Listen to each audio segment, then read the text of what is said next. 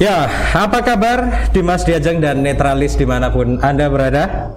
Jumpa lagi di episode yang ke-14 bersama saya Denny Sumirat di sini dan rekan saya Vito Suwarsono serta Sandy Tirtawati. Di mana lagi kalau tidak di Cedek Geni Open Your Mind. Baik, di episode yang ke-14 ini kita memiliki bintang tamu yang sangat istimewa. Salah seorang tokoh wakil rakyat di Kota Tuban. Nah, ini tidak main-main ini tokohnya.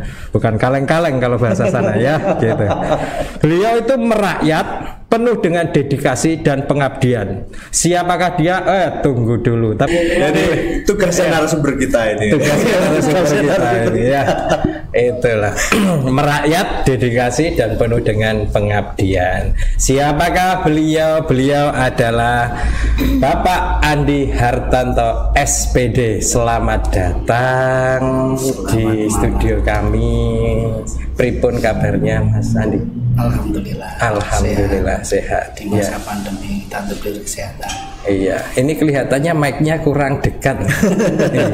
Di sini kurang kedengaran. Baru pemanasan. Belum orasi. Iya, baik. Sebelumnya masuk ke sesi tanya jawab dan saya berikan beberapa profil tentang panjenengan. Langsung saja kita masuk ke sesi kedua. Biasanya di Cedek Geni itu ada yang namanya Pantai Api. Nah, Pantai Api ini Diajeng Santi yang nanti akan memberikan pertanyaan dan apa itu Pantai Api. Monggo langsung ke Diajeng Santi kemawon. Monggo. Iya, makasih Mas Denny. Sama-sama. Oke, dina ini suara doanus banget ngopo ya?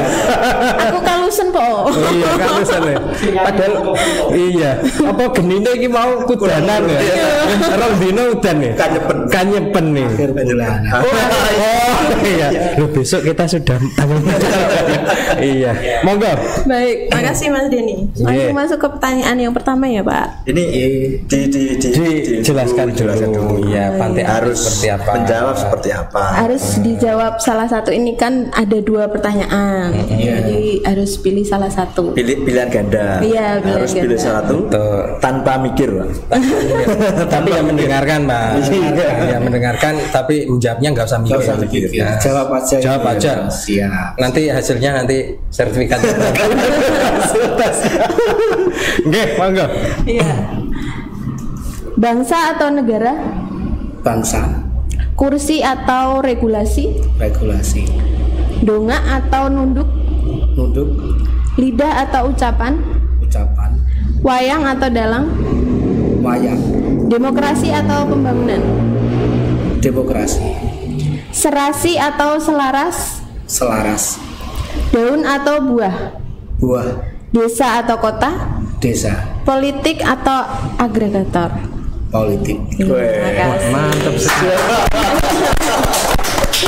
Walaupun agak rendah gimana gitu ya. Iya, betul. Baik, Mas Andi Hartanto ini Mas atau Bapak ya? Mas ya bisa ya. Bapak juga bisa. Bapak bisa Mas. Bapak bisa Mas. Bisa. Nanti kalau mamanya campur-campur nggak apa-apa lah. Beliau ini dilahirkan di Soko, asli Tuban. Oh iya. 22 September 48 tahun yang lalu. Nah, gitu. Wah ini Cedek Geni itu datanya itu ini. Beliau punya satu putra dan putri satu. Kemudian beliau punya pemimpin idola yaitu Bung Karno. Wah, di sini sudah terlihat itu ya. Oh, yang tadi lagunya dinyanyikan itu. Betul sekali ya. Negeri gini memang kaya. Kayak apanya dulu ya. Banyak sekali. Beliau dari Dapil 3 Soko fraksi PDIP dan menjabat sebagai Wakil Ketua DPRD Kabupaten Tuban. Wakil Ketua berapa? Wakil Ketua 2. Nggih. Karena beliau di bulan September Mas Pipit dan Dimas Diajeng, beliau bintangnya Virgo. Nah ini tak bacakan tentang Virgo ya. Bukan yang elektron itu ya? Oh enggak. Bintang Virgo untuk pria coba bayangkan, fleksibel, logis, teliti, rapi, merencanakan semuanya itu dengan penuh detail. Leres napa mboten? Insya Allah laras ya, benar sekali. Ramalannya cedik geni ya. Kadang iku moco iku. Podcast diwawancara. Iya. Demikian nggih. Tadi sudah selamat datangnya nggih Pak Andi. Jadi ini kita mau berbincang tentang apa namanya suksesi kemarin ya. Kita punya pemimpin baru, kemudian panjenengan sebagai wakil kita. Kira-kira ketika ada pemimpin baru itu perasaan dan semangat panjenengan pripun bisa diceritakan sebentar seperti apa itu? Ya. Pertama-tama langsung senyum-senyum. Iya. Saya mulai saya ucapkan Assalamualaikum warahmatullahi wabarakatuh. Waalaikumsalam warahmatullahi wabarakatuh. Seluruh kru cetek geni, mohon maaf. Cetek geni. Dan Mas Denny, Mas Pipit, Mbak Santi, dan salam hormat saya kepada pemimpin baru dan seluruh warga masyarakat Kabupaten Tuban. Semoga di masa pandemi ini kita masih diberi kesehatan, kekuatan, kesempatan dalam melaksanakan aktivitas sehari-hari, sehingga kita juga harus mematuhi protokol kesehatan agar masa pandemi ini berlalu, kita bisa melakukan aktivitas sehari-hari secara normal kembali itu. Amin. Ya. Kembali ke apa yang disampaikan Mas Denny berkaitan dengan pemimpin baru tadi, ya itu bagian dari hasil perhelatan demokrasi kita dan harus kita lalui, dan sebagai pembelajaran politik kita kepada masyarakat. Setelah kita melalui perhelatan itu, kita kembali ke jati diri masing-masing ya, yang biasanya bekerja sebagai petani, ya kita tetap bekerja sebagai petani. Yang biasanya menjadi guru, kita kembali ke guru ngajar ya, tidak terus-menerus berbicara perhelatan politik yang sudah berakhir, sudah berlalu, sehingga situasi kondisi politik yang kondusif ini akan sangat mempengaruhi bagaimana pembangunan di Kabupaten Tuban ini bisa berjalan dan berhasil. Saya kira itu yang harus kita jaga bersama-sama, karena kita tidak akan bisa lepas dari politik dalam kehidupan sehari-hari. Saya kira itu. Demikian nggih. Lah ini monggo Mas Pipit. Ini terkait dengan pemimpin baru.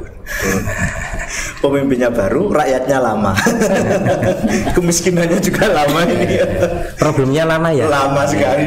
Kok sampai sekarang ini kok masih seperti itu juga? Mungkin pandangan dari Mas Andi ini seperti apa? Tuban ini harusnya seperti apa? Pemimpin baru itu kan masa jabatannya yang baru, periodisasinya baru, orangnya baru, tapi tatanan dan aturannya kan tetap.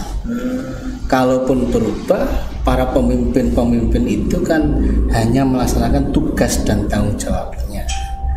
Nah, terkait dengan kebijakan-kebijakan lapangan inilah yang mungkin gaya kepemimpinannya berbeda. Tentu di era kepemimpinan baru ini Kalau kemarin Pak Uda, Pak Nur Nahar, ucapkan terima kasih ya telah mengabdikan dirinya selama 10 tahun. Ya, memang beliaunya mendedikasikan kepada masyarakat Tuban selama 10 tahun itu bukan berarti terus kita harus melihatnya dari satu sisi. Contoh tadi sedikit disinggung kemiskinan. Kalau kita melihat angka kemiskinan, kita jangan melihat dari satu sisi, tetapi dari berapa ke berapa. Mungkin secara tingkat kemiskinannya se-Jawa Timur mungkin masih bertahan di angka 5. Tetapi prosentasenya sebenarnya berturun ya. Dari angka 17, 16 dan sampai 14. Berarti apa? Pergerakan dari kebijakan-kebijakan beliau ya harus kita hormati, harus kita syukuri dari angka yang tinggi menjadi angka yang berkurang rendah. Nah, ini berkaitan dengan pandangan kemiskinan kita yang kemarin. Ke depan ya tentu dengan pemimpin baru ini yang mungkin punya gaya kepemimpinan baru juga, apalagi beliaunya masih muda. Selamat datang Mas Indra Kang Riyadi yang akan mengabdikan dirinya pada periode ini di Kabupaten Tuban. Semoga betul-betul memberikan manfaat kepada masyarakat Tuban dengan kebijakan-kebijakan yang akan dilaksanakan oleh beliau berdua. Tentu kita juga sebagai warga masyarakat harus mengawal agar apa yang menjadi visi misi beliau berdua ini betul-betul bisa dilaksanakan secara maksimal dan betul-betul memberikan manfaat yang sebesar-besarnya untuk masyarakat Tuban. Saya kira itu Mas Bibi. Ini kan sudah 10 hari sejak pelantikan. Iya.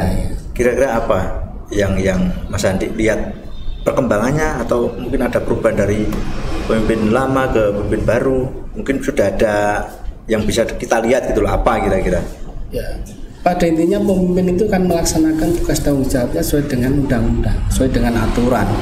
Tadi saya menyampaikan gaya kepemimpinan saja yang mungkin beda ya. Dari 10 hari awal ini kita bisa melihat, kita bisa melihat di media sosial dan sebagainya. Ya, kelihatannya beliau berdua oleh masyarakat dipandang sangat merakyat ya, dari antusias masyarakat di media sosial kita terus bagaimana kegiatan di 10 hari awal ini yang dekat dengan rakyat. Nah, ini menandakan awal yang baik. Semoga awal yang baik ini akan terus berjalan dengan baik dan menghasilkan kebijakan atau manfaat yang baik pula untuk masyarakat. Nah, kalau yang periode kemarin, 2 periode kemarin kan PDIP berkoalisi dengan partai menang ya. Kalau sekarang ini seperti apa PDIP kira memposisikan dirinya seperti apa nanti ke depan ini? Berkoalisi kah atau oposisi?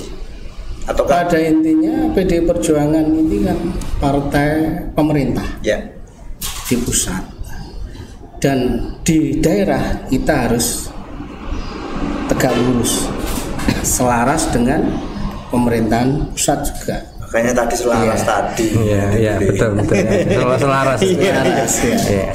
Ini berkaitan dengan kepartean. Tentu saya dan teman-teman fraksi sebagai petugas partai tetap akan mengawal semaksimal mungkin agar kebijakan dan program pembangunan pusat ini ya bisa diimplementasikan dengan baik di daerah, sehingga memberikan manfaat yang luas pada masyarakat ya.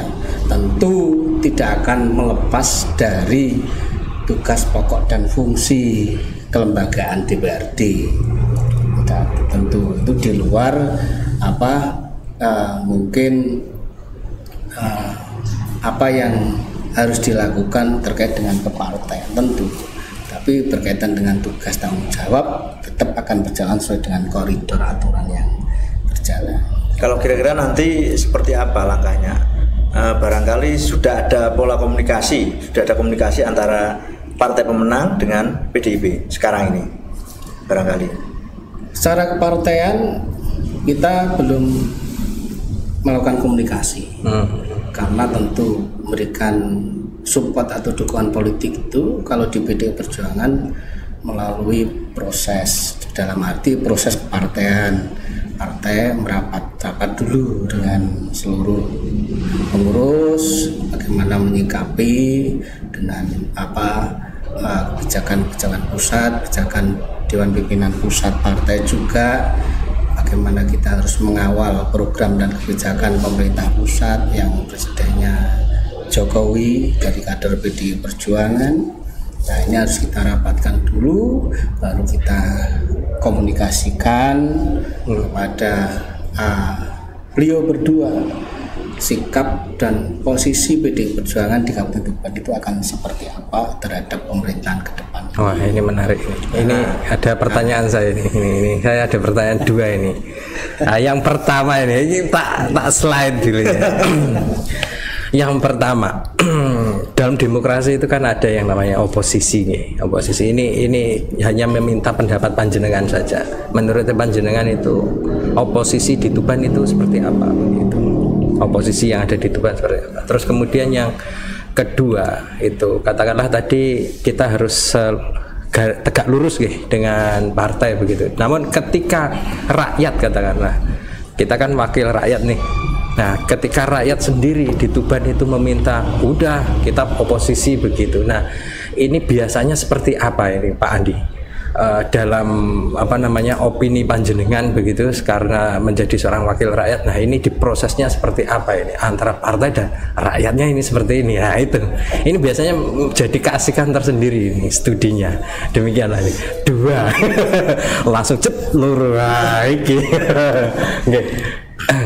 Saya kira kalau rakyat itu tidak berbicara oposisi, rakyat itu berbicara harapannya kepada pemimpin. Bagaimana pemimpin ini bisa mengimplementasikan program dan kegiatan pembangunannya yang bisa langsung menyentuh pada masyarakat. Nah, berkaitan dengan beda pendapat itu hal yang biasa, bukan kalau beda pendapat terus itu namanya oposisi juga. Juga begitu juga dengan sikap fraksi. Kalau melaksanakan tupoksinya, tugas pokok fungsinya, pasti suatu saat ada beda pendapat, itu bukan harus dihasilkan oposisi. Tetapi sikap kepartean itu jelas. PDI Perjuangan sebagai partai pemerintah di pusat ini punya satu tanggung jawab yang mutlak untuk membantu pemerintah daerah ya untuk segera menyelesaikan, mencarikan solusi agar pandemi COVID-19 ini berakhir. Demikian ya. Wah, kedua, mengkonsolidasikan partai dengan rakyat agar seluruh aspek kehidupan rakyat ini betul-betul bisa terpenuhi oleh pemerintah di masa pandemi ini, baik kebutuhan ekonomi maupun kebutuhan sosialnya. Demikian. Ini 10 menit saya berbicara dengan beliaunya itu ya. Kita berbicara dengan beliaunya. Sangat teliti ya. Begitu ya, rapi sekali kata-katanya ya. Wah, ini benar-benar ini ya. Geng. Jadi memang artinya lebih kepada ini ya, melihat semuanya dari sisi partai dan lain sebagainya dalam dalam melaksanakan kegiatan politik lah istilahnya seperti itu. Oke. Demikian. Monggo Mas Pipit. Kalau saya melihat di baru 7 hari kemarin, yang hari Senin itu kan ada riak-riak dikit, ada satu kelompok yang merencanakan akan melakukan unjuk rasa, tapi saya nggak tahu ceritanya. Tiba-tiba keesokan harinya kelompok massa itu tadi nggak jadi demo. Ataukah ini barangkali pola-pola preemptif sebelum terjadi digembosi, preventif ya, sebelum terjadi digembosi dulu. Ini ya hari Senin kemarin baru 7 hari menjabat sudah ada yang mau demo unjuk rasa tapi akhirnya besok nggak terjadi, padahal masanya disebutkan di surat itu yang saya terima juga 100 orang, tapi ternyata besok tidak ada. Apakah ini menandakan bahwasanya proses demokrasi itu harus seperti itu? Bisa jadi harus seperti itu karena itu hal biasa. Jadi begini, kita ini kan dalam menghadapi masa pandemi ini perlu gotong royong, kesadaran sosial, kesadaran bersama agar pandemi ini berakhir. Tentu dalam menyampaikan pendapat dengan demonstrasi memang dijamin oleh undang-undang. Tentu sebagai pemerintah daerah yang ingin melaksanakan tugas tanggung jawabnya kepada rakyat kan harus menjaga situasi dan kondisi agar kondusif, agar masyarakat nyaman, aman, tentram. Kalaupun ada upaya-upaya untuk mengkomunikasikan agar demo ini tidak dilakukan, kan demo intinya menyampaikan aspirasi, menyampaikan pendapat. Ketika sebelum demo sudah dikomunikasikan apa toh keinginan rakyat, keinginan masyarakat, ternyata sudah ada tanggapan. Karena kalau demo nanti pasti berkumpulnya banyak orang yang sangat berpotensi penyebaran virus COVID. Ya, ini kan juga pasti diantara, dan itu menjadi tugas tanggung jawab pemerintah dan aparat. Itu biasa. Kalau mau ada demo dan tidak jadi itu bukan pembelengguan demokrasi, ada upaya preventif, tidak. Tapi memang ya satu sisi masyarakat ingin menyampaikan aspirasi, satu sisi aparat dan pemerintah daerah ingin segera menyelesaikan kalau bisa sebelum demo, kan itu hal biasa kan, sama-sama harus saling mengerti lah ya. Itu saya kira bukan hal yang aneh dan itu kita anggap biasa saja. Jadi masalahnya diselesaikan dulu. Nah, demonya nanti tetap ada formalitas. Apa yono? Kalau saya melihat memang kelompok ini kan kelompok yang kemarin menjadi pemenang itu gitu loh. Nah, kelompok pemenang sekarang kan enggak punya tempat nih, enggak punya kursi. Akhirnya dia demo. Itu bisa jadi seperti itu. Ternyata gagal. Sudah tahu. Itu yang terjadi. Saya melihat itu aja lah. Udah tahu di dalamnya seperti apa, yang jelas memang ada pro kontra. Dari demo itu ada pro kontra, ada yang setuju dengan demo, ada yang banyak juga kelompok-kelompok yang menolak demo itu. Karena demo itu disinyalir penuh kepentingan. Itu kalau saya lihat. Kepentingan. Itu tadi tentang itu, Nah, saya kalau tanya itu datar-datar saja sebenarnya. Sebenarnya saya pengen tahu dari kan tugas dari Dewan itu kan bersama dengan pemerintah itu kan membuat undang-undang. Nah, ini kira-kira ada undang-undang apa saja ini yang kira-kira masih mau digodok ini, kira-kira mungkin bisa disampaikan kepada Dimas Diajeng Netralis di sana. Demikian. Ada yang menarik enggak ini? Itu. Wah, ini ada undang-undang besok loh gitu. Jadi tupoksi anggota DPRD itu satu punya fungsi legislasi, membuat peraturan. Yang kedua fungsi budgeting, ngerembuk anggaran. Nah, ini. Ketiga fungsi controlling. Untuk pengawasan. Berkaitan dengan peraturan, kita melihat yang kita bahas ini apakah turunan dari aturan di atas, apakah inisiatif baru, baik inisiatif dari eksekutif maupun dari legislatif dari DPRD.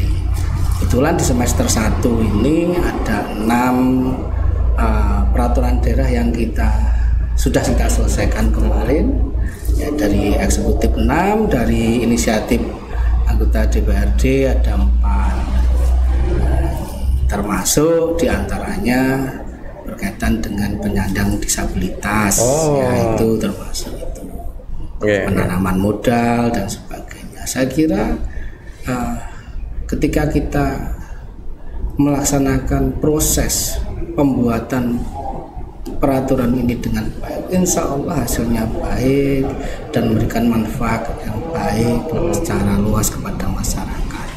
Kemarin bahkan kita melakukan public hearing, menyaring aspirasi masyarakat berkaitan dengan 4 raperda inisiatif kita, sehingga apa yang diinginkan oleh masyarakat betul-betul terakomodir dalam peraturan. Karena intinya peraturan daerah ini kan bagaimana kita ingin mensejahterakan masyarakat yang buatkan rambu-rambu agar tidak melenceng ke kiri atau melenceng ke kanan. Nah, ini ada 6 dari pemerintah dan 4 dari DPR yang semester kemarin. Nah, ini menarik sebenarnya ketika berproses kan ada dari pemerintah, inisiatif dari pemerintah serta dari dewan. Nah, ini mengkomunikasikannya seperti apa ini? Karena ini ada pemerintahan baru nih, kan seperti itu ya. Walaupun mungkin sekarang masih berapa hari? 7 hari ya, 7 hari pemerintahan begitu. Nah, kira-kira ini Mas Andi, komunikasi seperti apa ini yang diinginkan DPR gitu dengan pemerintah? Kan pasti ada perbedaan yang dulu dengan yang sekarang. Nah, keinginannya seperti apa ini? Membangun komunikasinya seperti apa ini? Komunikasi tetap terbangun dengan baik. Ini terbukti kemarin sudah diparipurnakan. Dari 4 raperda inisiatif DPRD, kepala daerah sepakat menyetujui dalam paripurna. Sedangkan yang dari eksekutif DPRD juga sudah menyepakati. Bahkan 2 peraturan daerah berkaitan dengan retribusi rumah sakit dan parkir itu sudah kita tanda tangani. Yang lainnya fasilitasi ke pemerintah provinsi, sehingga tidak ada masalah, karena intinya peraturan daerah itu kan untuk masyarakat. Ya, berarti komunikasi itu pasti terbangun dengan baik, karena penyelenggaraan pemerintahan daerah itu kan harus dilakukan oleh pemerintah daerah dan DPRD. Kalaupun masih ada beda pendapat, pasti akan diselesaikan dengan sebaik-baiknya, karena semuanya kan untuk kepentingan masyarakat. Baik.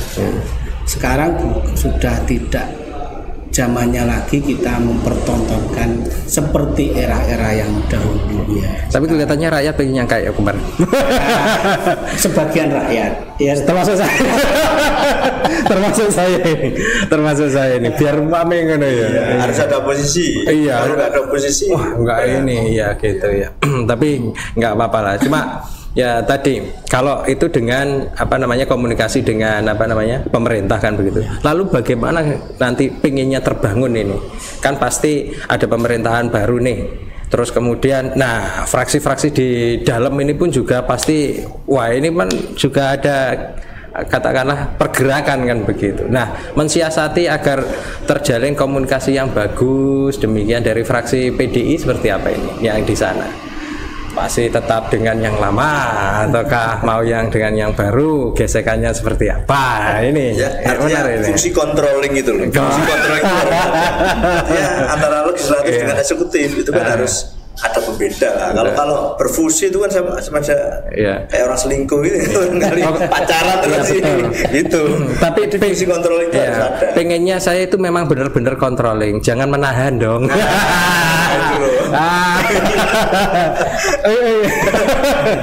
Baik, iya. Tribun namanya Pak Andi tentang komunikasi dengan fraksi-fraksi yang lain begitu seperti apa? Jadi begini, fungsi controlling ini kan kita awali berkaitan dengan satu memang pembahasan peraturan daerah. Kita lihat dulu bagaimana, apakah sudah memenuhi kaidah yang diinginkan oleh masyarakat secara umum ya.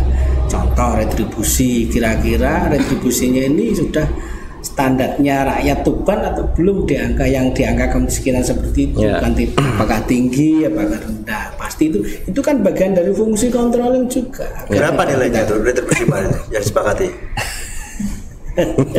Kan retribusinya kan banyak. Kalau di rumah sakit itu ada untuk perawatan, untuk obat-obatan dan standar lah seperti yang kemarin Bapak, saya tanya sedikit ya.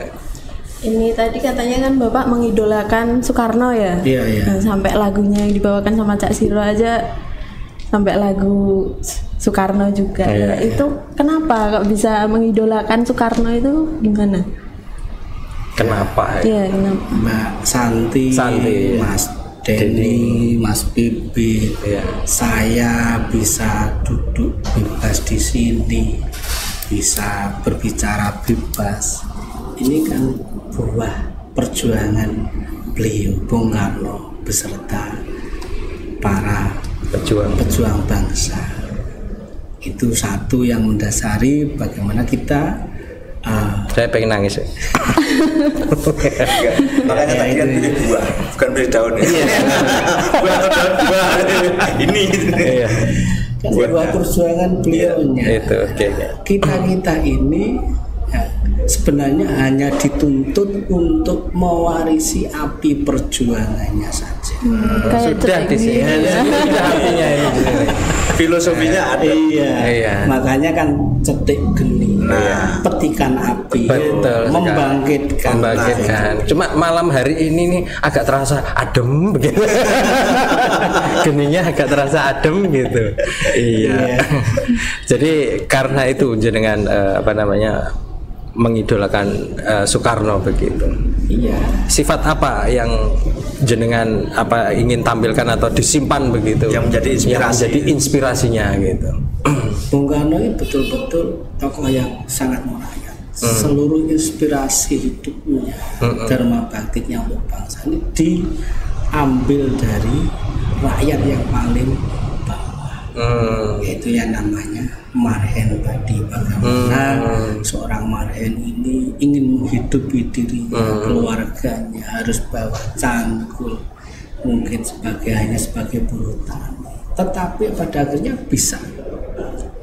Maka bangsa Indonesia yang di era-era itu sulit ya harus bisa bangkit. Itu yang menginspirasi kita semua ya, bahwasanya Bung Karno itu betul-betul merupakan tokoh pendiri bangsa ini, dan kita yang sekarang ini generasi sekarang ini sebenarnya hanya dituntut untuk mewarisi api perjuangan.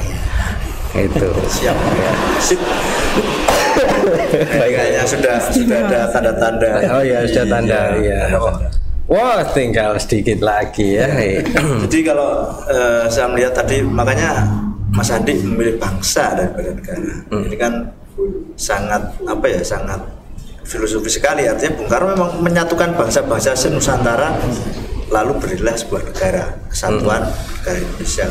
Walaupun pada awal-awal kemerdekaan itu kan sempat berubah-ubah di Indonesia Serikat, ataukah kerajaan kah atau bagaimana, itu kan berubah-ubah dan sampai akhirnya sekarang ke Republik. Nah, kemudian tadi Mas Adi juga memilih regulasi daripada duduk itu kan yang saya maksud kami adalah kedudukan. Regulasi tanpa kedudukan tidak bisa jadi regulasi.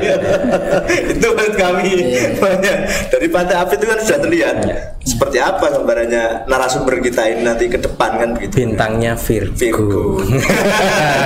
Balik lagi bintangnya. Bukan mitos itu ya. Virgo.